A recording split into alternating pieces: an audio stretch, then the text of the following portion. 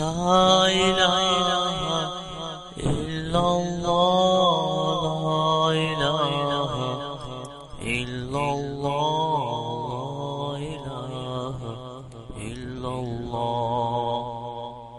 بسم الله الرحمن الرحيم.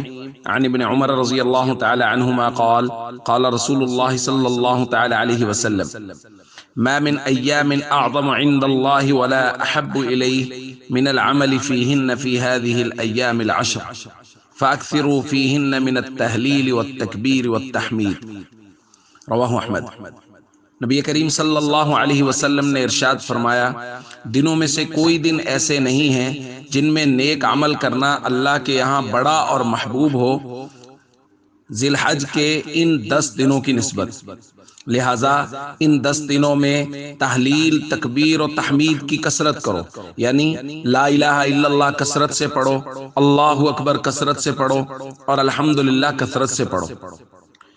دوستو، ذی الحج کے پہلے 10 دنوں میں تحلیل و تکبیر وغیرہ کی بہت تاکید آئی ہے۔ اللہ کی بڑائی بیان کرنا، اللہ کی بزرگی بیان کرنا اللہ رب العزت کو یہ بہت پسند ہے۔